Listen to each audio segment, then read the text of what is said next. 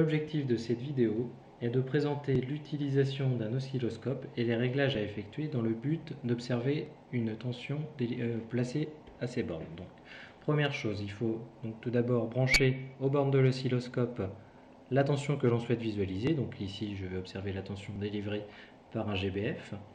Donc si je n'observe qu'une tension, je la branche sur la voie Y1. On a également la possibilité d'observer deux tensions, donc je pourrais placer également sur la voie Y2 si je voulais avoir une deuxième tension. Une fois le branchement effectué, donc on voit sur la fenêtre de l'oscilloscope la tension qui apparaît. Sur cette fenêtre, on observe en fait un graphique qui va avoir pour abscisse le temps et pour ordonner la tension. On voit que ce signal bouge, qu'il n'est pas encore complètement réglé. Donc, pour pouvoir régler ce signal, nous allons utiliser les boutons qui se trouvent ici, qui correspondent au menu de la voie sur laquelle j'ai branché ma tension. Si jamais j'avais un deuxième signal, j'ai également le menu pour la deuxième voie qui se trouve là. Donc, je clique sur menu. Sur menu, je vais avoir trois items qui apparaissent, des items qui sont en lien avec les boutons F1, F2 et F3. F1 correspondant au couplage, F2 au canal et F3 à l'inversion. Donc première chose à faire une fois que notre signal apparaît, c'est d'appuyer sur le bouton F1 pour se placer en couplage terre. Terre étant la référence, c'est-à-dire que quand on se place sur terre, on a une tension nulle qui apparaît sur l'oscilloscope. Si la tension est nulle, elle doit se trouver au milieu. Donc avec le bouton position qui est là, on règle le signal sur le 0 qui apparaît ici. Une fois le réglage effectué, on se remplace en couplage DC. On constate également que l'on a la présence d'une ligne jaune ici qui correspond en fait au deuxième signal qui est placé sur la voie Y2. Comme il n'y a pas de signal, j'ai envie de supprimer cette ligne jaune. Donc c'est là où je vais utiliser le deuxième item canal. Donc je vais me placer sur le menu Y2 et en appuyant sur F2, je supprime le deuxième canal.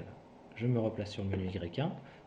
Donc la troisième item inversion permet, comme son nom l'indique, d'inverser la courbe, c'est-à-dire que tout ce qui était positif devient négatif et vice versa. Une fois ce réglage effectué, on constate que le signal bouge encore et qu'il n'est pas complètement réglé. Donc, à l'aide du bouton sensibilité qui se trouve là, je vais pouvoir régler mon signal sur la hauteur du graphique. Donc, si je tourne ce bouton dans le sens horaire, ici, avec mon signal occupe une plus grande place et ainsi de suite. Si j'augmente, encore, si je diminue dans l'autre sens, c'est pareil, mon signal est de plus en plus petit. Donc en général, on s'arrange pour avoir un signal qui utilise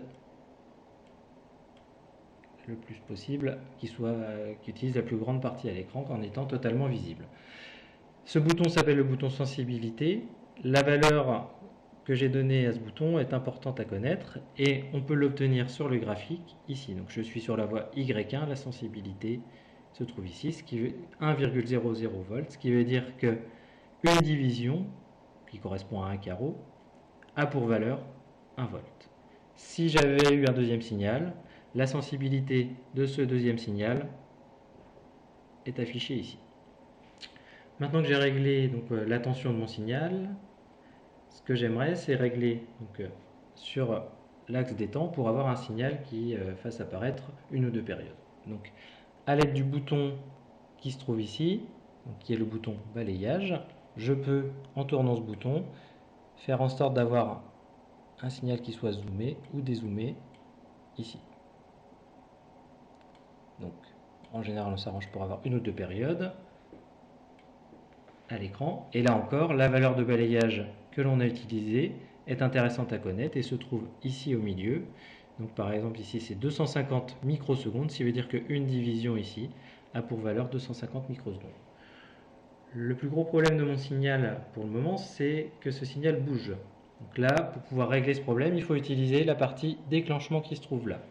Première chose, bien vérifier que le déclenchement se trouve sur le bon signal. J'observe un signal sur la voie Y1. Donc avec le bouton qui est là, je vais régler ma voie sur Y1, donc, qui est ici.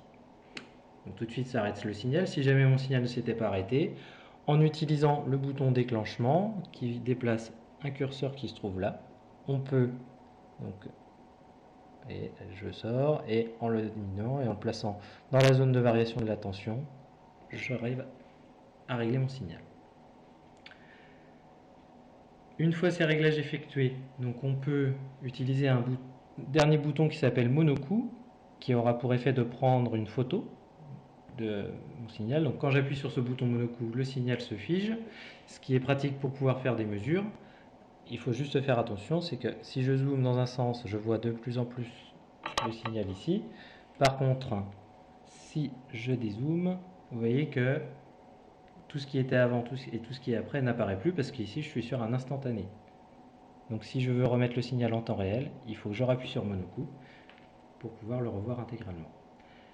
Et enfin, dernier bouton donc, qui se trouve ici, qui est le bouton déplacement. Donc ce bouton a pour effet de décaler le signal soit vers la droite, soit vers la gauche.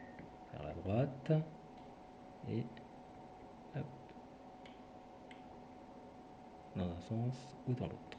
Ce qui est très pratique pour pouvoir faire des mesures et placer sur l'axe ici.